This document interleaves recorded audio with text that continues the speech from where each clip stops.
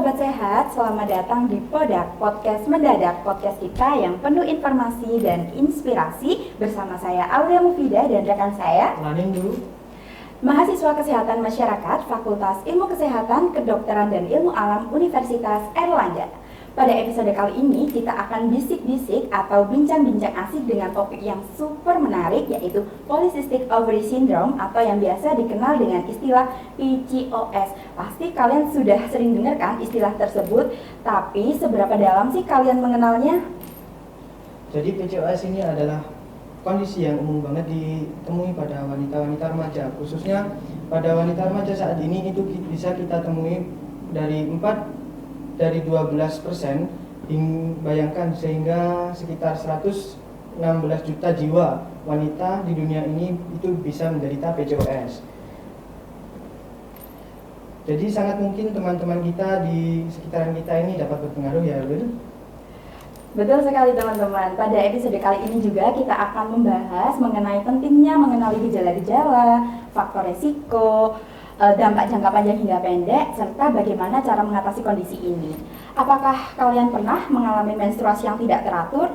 Atau mungkin kalian merasa bingung, bahkan tidak mengerti informasi seputar PCOS?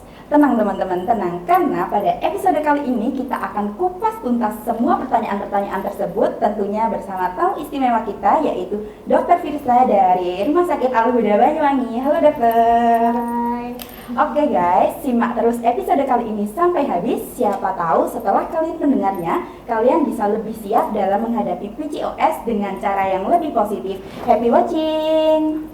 Oke Sobat Sehat, sebelum kita mulai nih, yuk kita sapa dulu tamu kita pada Dr. Firza. Selamat datang dan terima kasih atas kehadirannya jauh-jauh waktunya bergabung untuk kita hari ini. Dan bagaimana kabarnya dok hari ini dok? Alhamdulillah. Alhamdulillah. Mungkin dokter bisa perkenalan dulu nih dokter ke teman-teman yang ada di sini. Oke, terima kasih kesempatannya.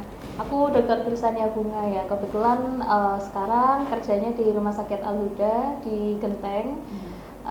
Ini benar-benar podak ya. Iya, mendadak banget ya dok. Jadi benar-benar saya juga dihubunginya mendadak dan saya orangnya keluar keluwe. Jadi waduh, mantap banget. Waduh, mantap banget ya dokter. Misalnya nggak salah kita udah ngundang dokter nih. Iya ya, semoga tidak salah ya. Enggak dong dokter. Semoga bermanfaat. Saya juga suka sharing-sharing. Oke, mantap banget dokter. Udah jauh-jauh dari Genteng guys untuk podcast dadakan ini. Dokter tiba-tiba dapat serangan apa? Serangan sore ya dok kalau kayak gini. Serangan fajar. Iya. Oke. Oke Sobat Sehat, kita mulai dari yang dasar-dasar dulu nih. Jadi apa sih PCOS itu? Nah, gambaran umumnya begini.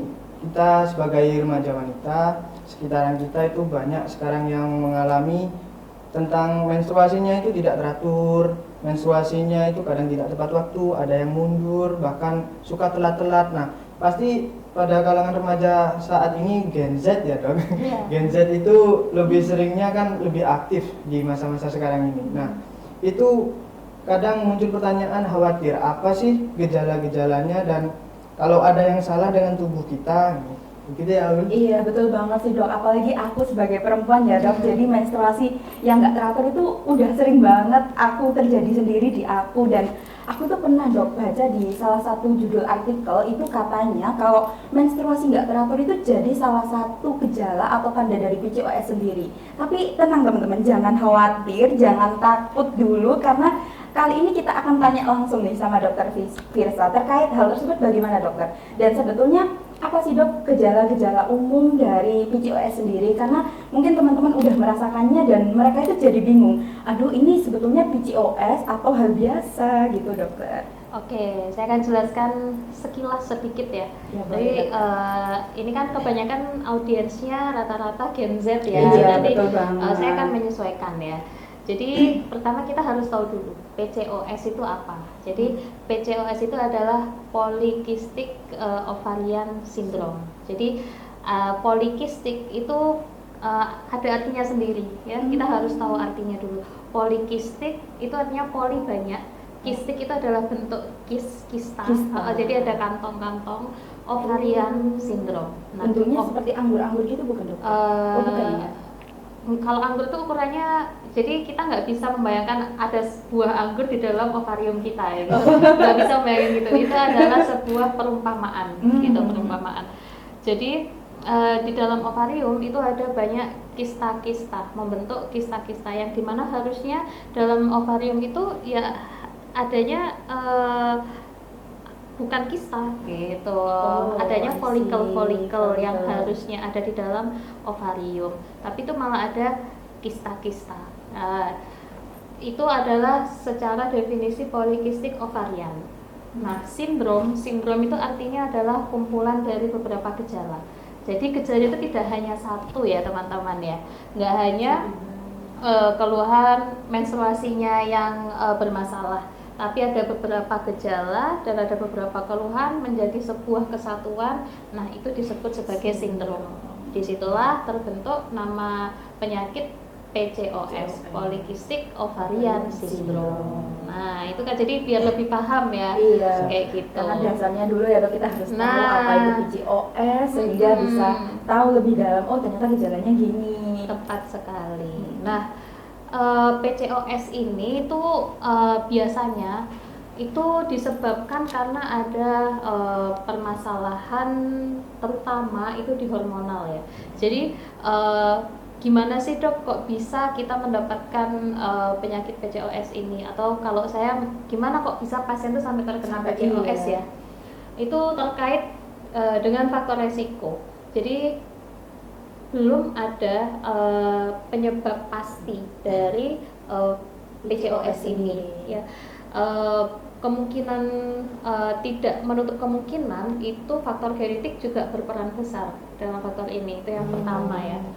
Jadi faktor genetik itu entah itu menular dari orang tua, atau yang kedua itu adalah faktor dari in utero placenta ketika ibu hamil gitu. Jadi artinya ketika kondisi ibu hamil itu tidak bagus, nah itu juga bisa menjadi salah satu faktor penyebab ke bayinya. Nah, jadi gitu dampaknya itu ke bayinya itu langsung. Betul sekali. Apalagi kan ini nanti banyak para remaja-remaja ya. Iya, betul. Nah, itu juga harus mulai melek bagaimana kita itu ketika hamil juga harus menyehatkan diri kita supaya kita mengandung bayi yang sehat, ketika lahir dia juga bisa sehat. Jadi penyebab umumnya itu ada dua macam itu. Bisa in utero, jadi ketika masih dalam kandungan, bisa ketika postnatal. Postnatal itu ketika bayinya ini ya udah menjadi manusia ketika udah lahir gitu ya. Gitu. Berarti itu bisa dikatakan kalau PCOS ini penyakit bawaan gitu ya dok, karena dia genetik itu tadi, atau enggak? Dibilang penyakit bawaan itu sebenarnya tidak sepenuhnya benar juga ya. Jadi kalau penyakit bawaan kan definisinya kan terturun dari keluarga yang akan selalu ada. Nah, kalau PCOS ini itu penyebab pastinya tuh sebenarnya belum ada yang tahu. Berdasarkan beberapa penelitian tuh belum ada yang tahu penyebab pastinya. Khususnya apa? Hanya saja genetik itu bisa menjadi pemicu menjadi gitu ya, salah satu penyebab. Berarti kalau misalkan orang menstruasi nggak teratur itu bisa disebutkan sebagai gejala dari PCOS, atau kapan ketika menstruasi tidak teratur itu digolongkan sebagai PCOS dok? Nah, ini terkait dengan menstruasi yang tidak teratur, berarti kan gejala-gejala dari PCOS ya. Nah, menyambung dari faktor resiko tadi ya, itu sebenarnya ada beberapa faktor resiko lain. Nah, ketika seorang manusia lahir, kemudian tumbuh menjadi seorang remaja, nah di situ ada beberapa faktor resiko yang bisa menjadi salah satu pemicu dari PCOS. Nah, apa saja faktor resikonya? Yang pertama adalah kelebihan berat badan. Ya. Terus yang kedua adalah sedentary lifestyle. Jadi sedentary lifestyle itu gaya hidup yang tidak sehat, mulai dari aktivitas sampai juga dengan makanan. Seperti itu. Itu menjadi salah satu faktor penyebab yang paling penting, karena sekarang ya zamannya ini sudah bergeser ya. Iya, Semuanya benar itu banget. sudah menjadi serba mudah. Benar. Orang Instan gitu ya. nah serba instan. Sekarang Indomie instan itu Aduh, apa ya, sebut merek banget. maaf ya. Iya, maaf.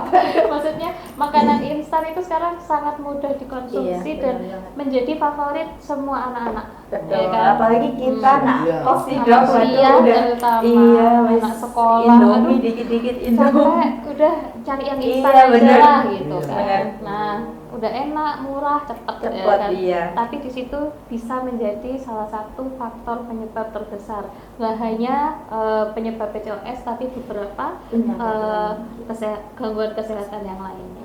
Gitu. Nah itu teman-teman, jadi kita ini sebagai anak kos juga harus awareness lebih Betul. lebih berjaga ya. Tidak semua makanan instan itu baik.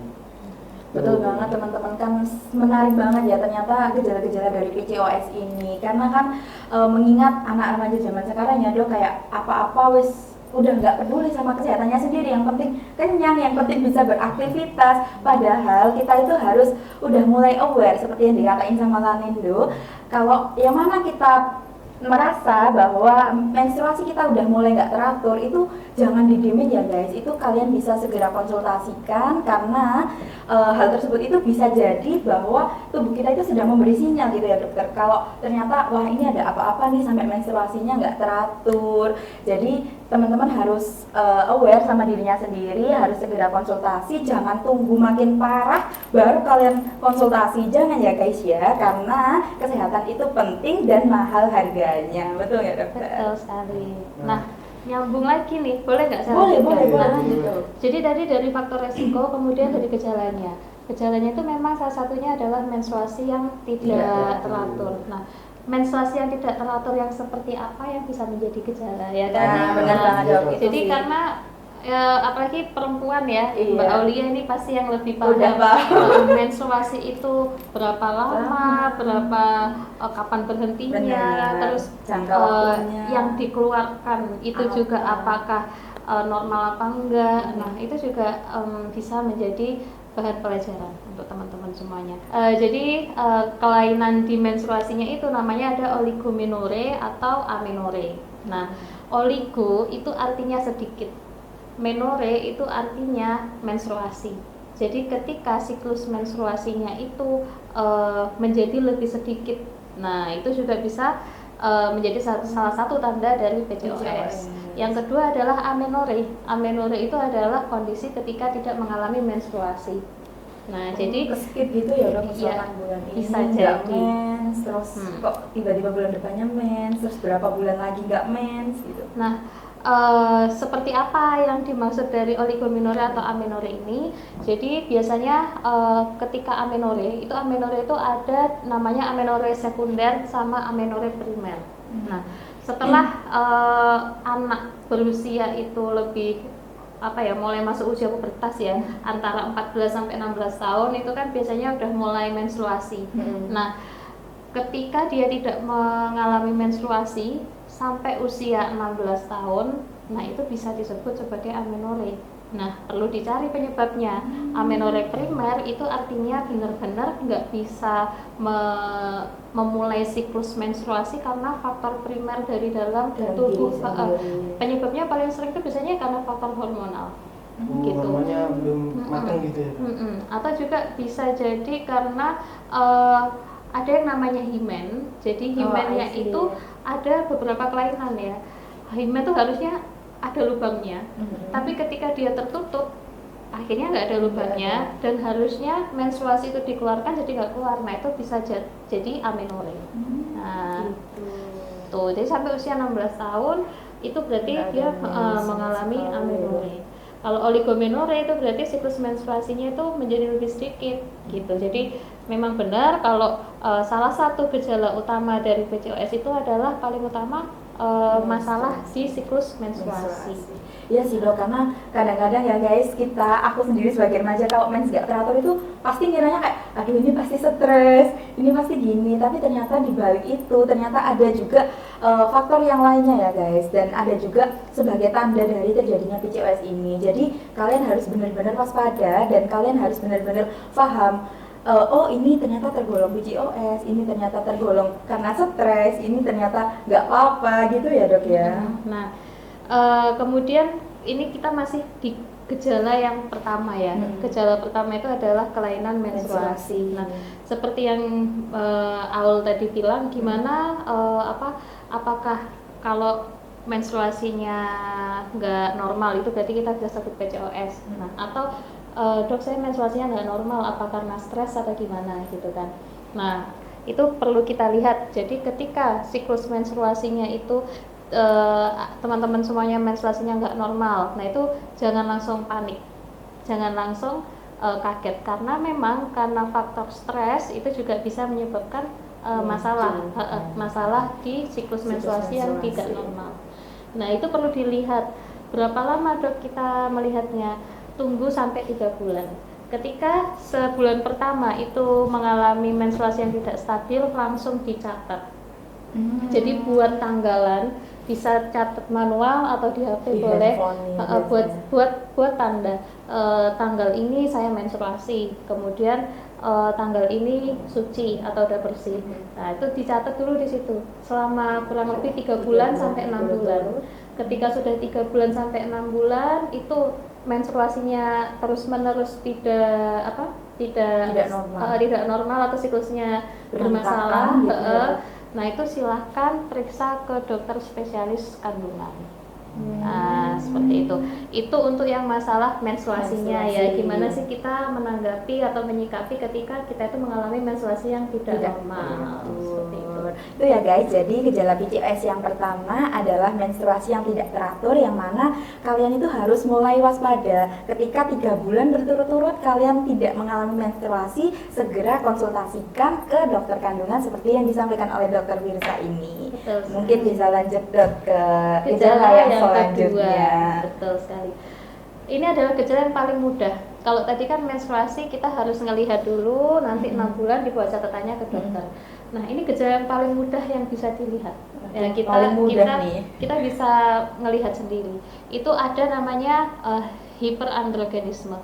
Ya, jadi itu namanya hiperandrogenisme adalah kondisi di mana hormon androgen dalam tubuh itu berlebihan. Ya. Nah ketika berlebihan, hormon androgen itu bisa paling sering itu munculnya di daerah-daerah perifer atau di daerah tubuh yang bisa terlihat. Nah, akhirnya bisa memberikan efek namanya hirsutisme. Nah, hirsutisme itu adalah kondisi ketika yang paling gampang dilihat itu ini di kulit itu bulu-bulunya panjang-panjang. Di sini di wajah, di kulit, terus habis itu di daerah kemaluan itu bulunya juga panjang-panjang. Kalau laki-laki ya biasa seringnya di dada itu ada bulu-bulunya. Nah, jadi itu menandakan ibarat tanah itu kesuburan ya. Jadi androgen itu ada di kulit itu bisa jadi pupuk, akhirnya tumbuhlah bulu-bulu yang lebih lebat seperti itu. Terlalu banyak memproduksi berarti gitu. Nah betul sekali. Nah kemudian yang kedua itu adalah munculnya jerawat. Tuh muncul jerawat. Kemudian yang ketiga bisa jadi kebotakan. Nah itu iya betul sekali. Padahal tadi itu ada hormon androgen yang bikin lebat, tapi tiba-tiba langsung botak gitu.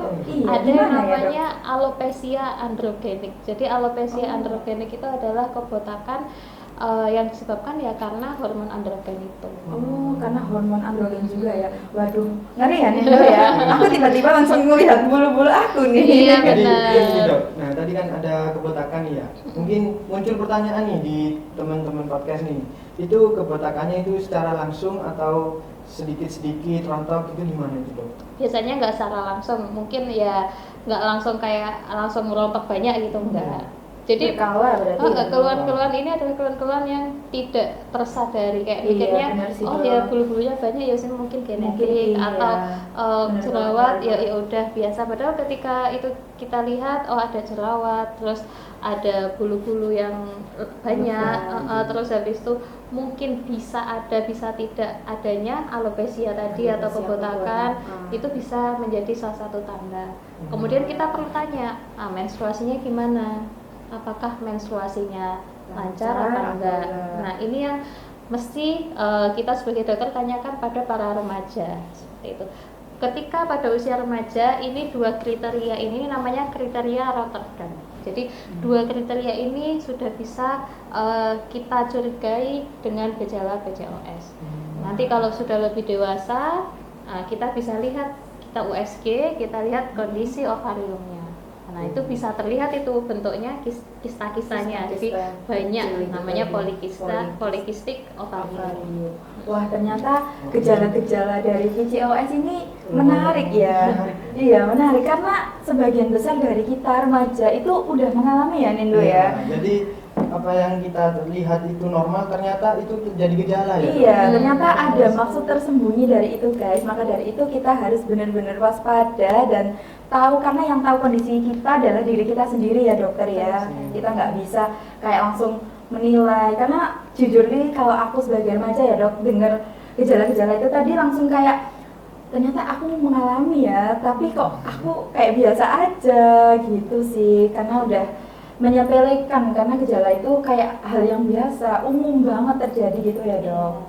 Betul kan Indo? Sekarang gini teman-teman, kita kan sudah tahu gejalanya ini ya dok. Pasti muncul kan pertanyaan-pertanyaan yang lain, kenapa sih saya itu mengalami PCOS sedangkan teman saya yang kehidupannya sehari-hari itu sama dengan saya itu nggak terkena gitu loh. Kenapa saya rentan sedangkan yang lain tidak? Nah itu gimana itu dok? Nah itu tadi ya bisa saya sebutkan, salah satunya itu faktor genetik itu bisa menjadi salah satu penyebab. Nah jadi faktor genetik itu nggak bisa kita temui langsung, maksudnya nggak bisa kita deteksi langsung ya tuh aku ada genetik, aku ada enggak, itu susah sekali untuk ditemui. Beberapa peneliti, pakar itu belum bisa menemukan satu penyebab pasti seperti itu. Namun ketika sudah ada faktor genetik, kemudian yang kedua didorong dengan siklus hidup yang tidak sehat tadi ya, sedentary lifestyle itu bisa semakin memicu. Nah itu bisa memicu terjadinya PCOS.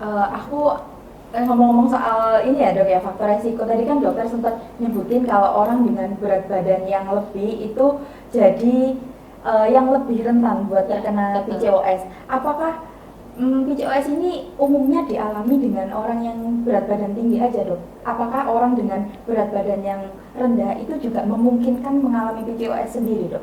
Betul sekali. Jadi sebenarnya berat badan ini itu apa sih bedanya antara yang berat badannya berlebih sama yang berat badannya enggak? Nah ini ada faktor resiko dari kelebihan lemak ya. Nah itu jadi nyambungnya ke situ ya dok. Jadi lemak yang berlebih itu bisa menstimulasi hormon androgen tadi dan bisa menurunkan SHBG. Jadi SHBG itu seks hormon androgen yang ada di hati. Nah itu ketika itu turun itu akan bisa menyebabkan hormon androgen berlebihan, terus bisa menyebabkan juga kalau lemaknya berlebih itu hormon insulin itu jadi resistensi. Nah dua hal itu bisa menyebabkan kelainan pada sistem hormonal. Nah ketika sistem hormonal itu mengalami kelainan itu juga bisa memicu terjadinya PCOS. Jadi ovarium itu erat kaitannya dengan hormon. Jadi nyambungnya hormon itu di mana? Di hipofise, di pituitari, di kepala. Nah itu jadi dari betul sekali. Jadi dari kepala itu, jadi kita mikir oh masalahnya di ovarium nih, jadi di kepala nggak kenapa-napa. Nah itu salah ya. Jadi semua yang ada di kepala kita itu mengatur apa yang ada di dalam tubuh kita. Betul. Jadi sama halnya kayak pikiran, kalau misalkan pikiran kita aku sakit, jadi kita bakal sakit terus ya dok. Kalau misalkan kita pikirannya kayak sehat, pasti kita bakal hidup sehat dan happy gitu sih guys. Menarik banget ya ternyata dokter. Jadi penting banget buat kita untuk jaga pola makan, gaya hidup. Kita ayo aktif bergerak lagi, apalagi remaja-remaja ini kan mager ya dok kalau bahasanya sekarang kayak aduh ke depan dikit aja bawa motor dok. Iya nggak nih dok? Gila sih karena ternyata makan yang sehat itu juga penting banget untuk mencegah terjadinya PCOS ini supaya tubuh kita lebih bugar dan sehat ke depannya. Betul, tepat sekali. Sekarang kita sudah membahas tadi gejala sudah ya dok, gejala PCOS sudah.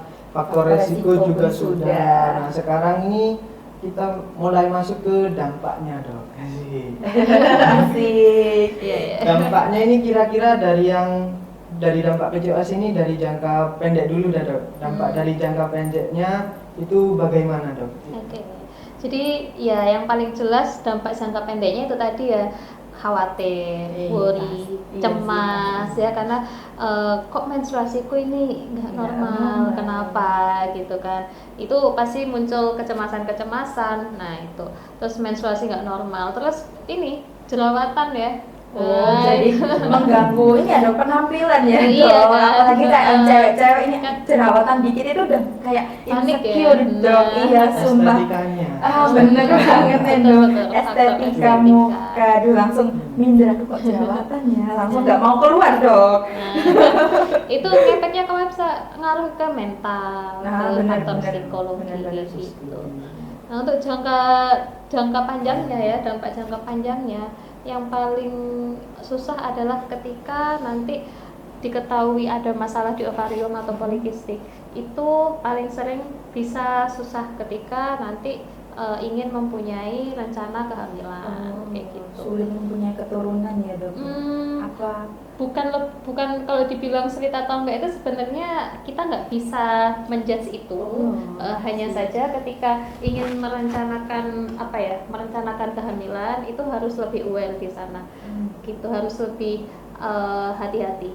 Dan ketika mengalami proses kehamilan pun itu juga lebih berisiko pada pasien-pasien yang memiliki PCOS. Betul sekali. Lumayan ngeri Gitu. juga ya. Nah, Dampaknya ini itu. faktornya ke masa depan Iya, masa depan kita banget. wanita sebagai calon ibu ya kan. Benar. Harapan semua orang ya. Iya, siapa Ya. sih, Dok, yang nggak mau kalau nikah kan tujuannya buat itu ya, punya Salah keturunan. satu harapannya. Iya, salah satu Betul. harapannya Apalagi nih, Dok. psikologisnya yang diserang kan ya, Dok. Nah, benar. gitu kan. Estetikanya kurang gitu ya. Nah, Iya, tepat pasti sekali. dapat, mesti kalau kayak gitu apalagi di lingkungan luar gitu ya, Dok, kayak nggak punya keturunan tuh pasti dapat omongan gitu kan. Nah itu pasti jadi mental sih buat kita, langsung kayak aduh gimana ya.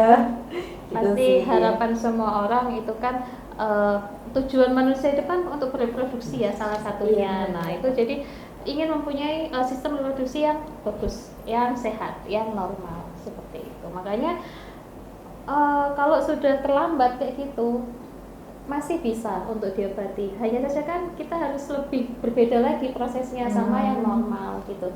Itulah faktornya lebih baik kita mencegah daripada mengobati. Ya, kita harus lebih aware. Apalagi untuk Aulia dan teman-teman semuanya kan yang masih usia-usia remaja ya. Dok. Ini harus mulai lebih aware, harus lebih lebih banyak Lebih waspada ya Waspada. sama diri sendiri.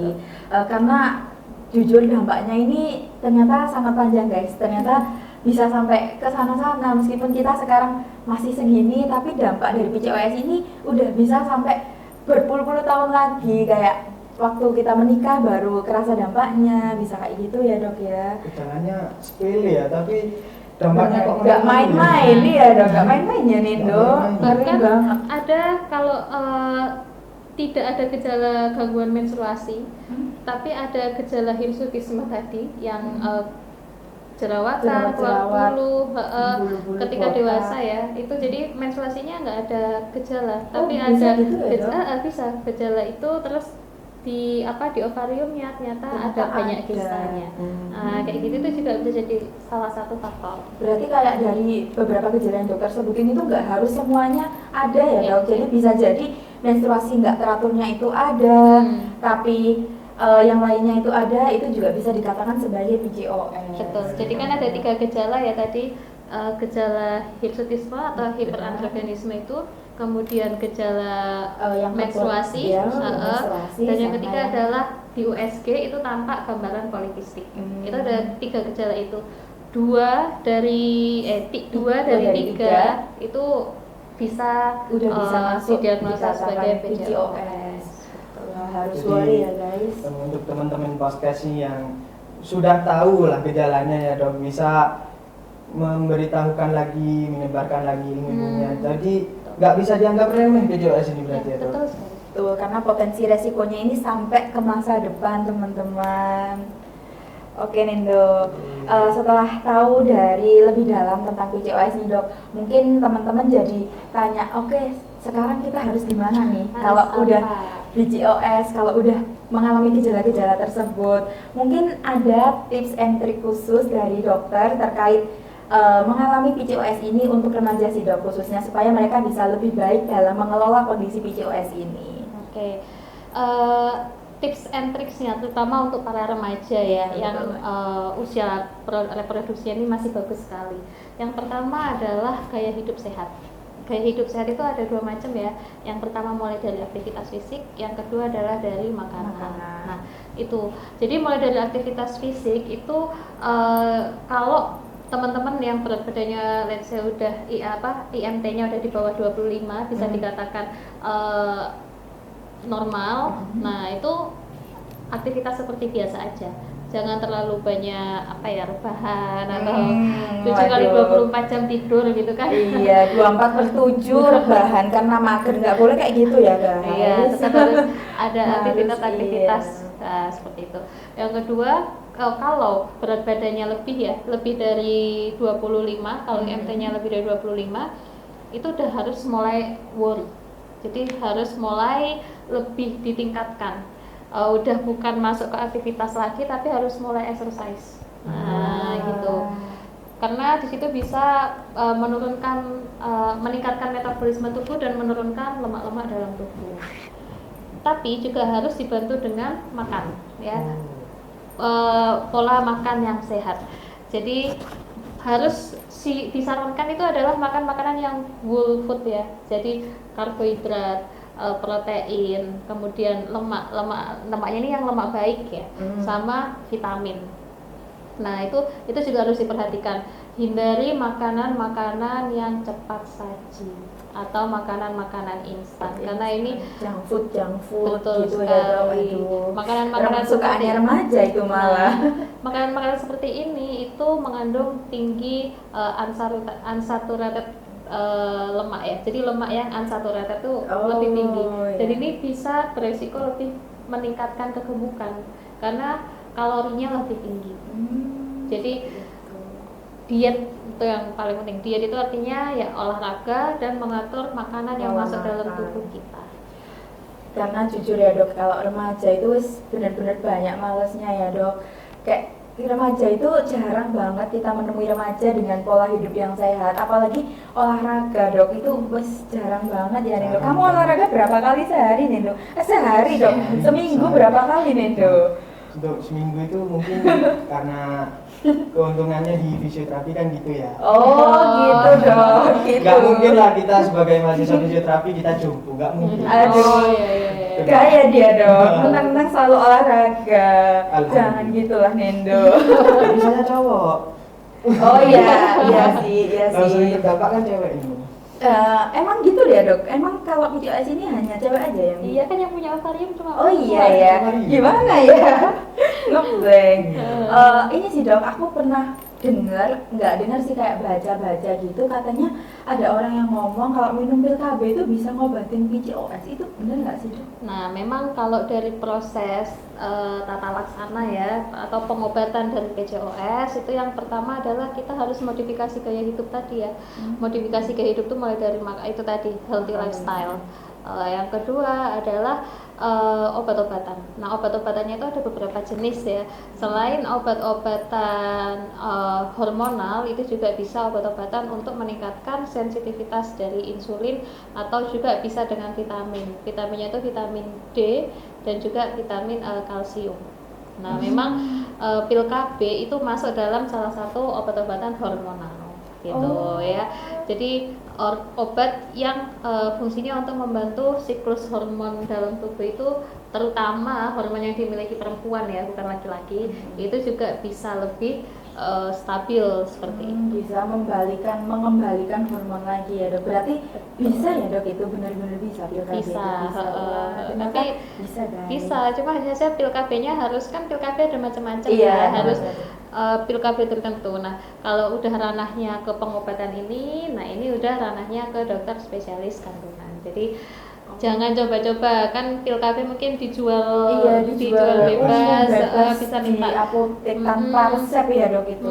bisa minta kemana-mana, terus aku kayaknya PCOS, aku takut, udah aku minum pil KB sendiri. Itu tambah berbahaya ya. Nah, Jadi iya benar sih. ada urutannya, kapan kita harus pengobatan hormonal, kapan kita harus pengobatan untuk meningkatkan sensitivitas insulin, kapan juga kita harus meningkatkan proses ovulasi untuk teman-teman yang lagi program hamil. Seperti itu.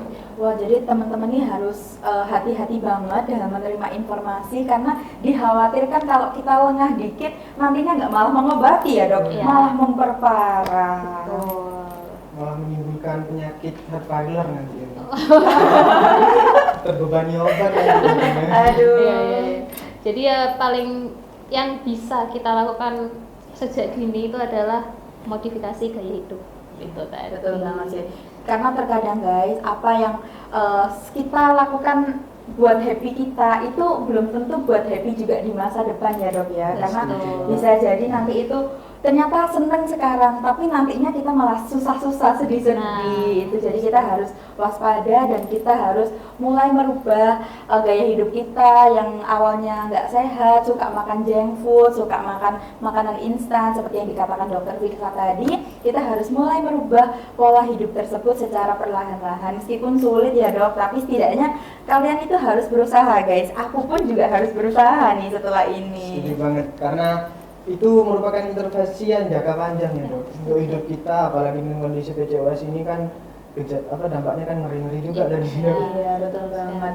Oke dok, dari segala yang udah kita kupas tuntas terkait PCOS ini, mungkin dokter bisa kasih pesan nih buat remaja-remaja di sana untuk mencegah PCOS, atau mungkin pesan buat remaja-remaja yang sudah terkena PCOS agar tetap menjalani hidupnya dengan penuh semangat dan percaya diri dokter. Nah, oke. Jadi PCOS itu bukan berarti ketika udah kena PCOS terus langsung, aduh kayaknya aku bakal susah hamil, aku bakal susah punya keturunan. Nah itu enggak ya.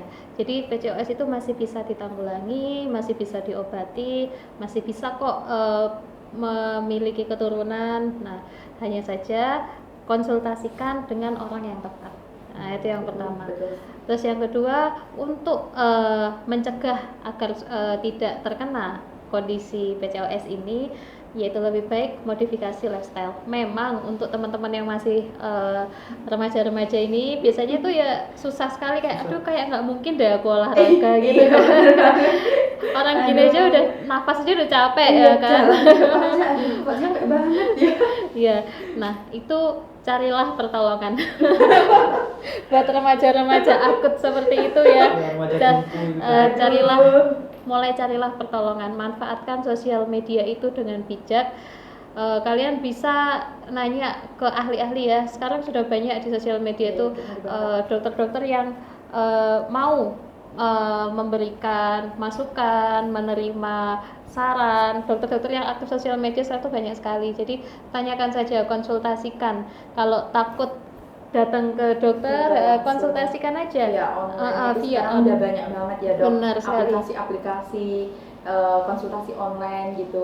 Betul sekali. Tanyakan aja, atau kalian boleh pribadi ya nanya ke aku, konsultasi betul. Terutama terkait gizi, terkait aktivitas, itu boleh sekali.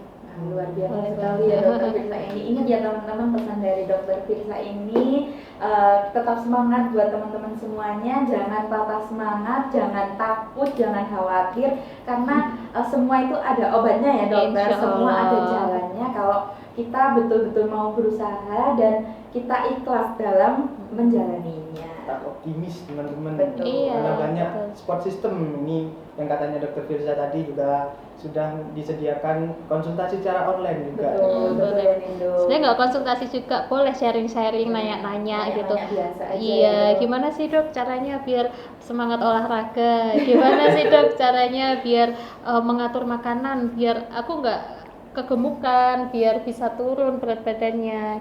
Karena aku juga pengalaman. Jadi dulu waktu kuliah, bahkan saya kuliah FK itu ya saya gemuk. Oh iya dok. Betul sekali. Ya karena memang anak kuliah itu kan stresnya tinggi sekali, kemudian Iya, aduh benar. udah nggak sempet makan yang cepat, terus stres, makan tuh bisa jadi pengalian stres ya, ketika Iya, stres benar, makan, benar. stres makan, Suntuk dikit makan, Betul, bosan dikit makan. makanya mana yang nggak sehat-sehat ya kan. Iya, Terus benar. aktivitas fisiknya sangat kurang, lebih banyak duduk belajar gitu kan, jarang sekali aktivitas fisik di luar kayak gitu. Nah itu Benar, sangat benar. memicu buat terjadinya obesitas.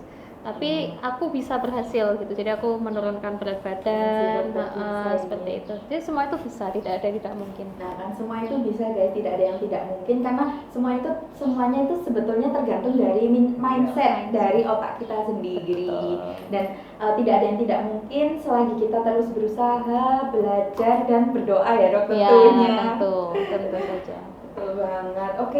Oke guys, sampai di sini dulu episode kita kali ini. Terima kasih banyak kepada Dokter Firsa yang sudah memberikan informasi dan insight yang sangat berharga dan luar biasa sekali bagi kita. Mungkin setelah ini kalian boleh banget tanya-tanya sama Dokter Firsa. Mungkin Dokter Firsa bisa kasih Instagramnya nih dok ke Iya, teman-teman ini. Iya, nanti aku cantumkan ya di bawah ini.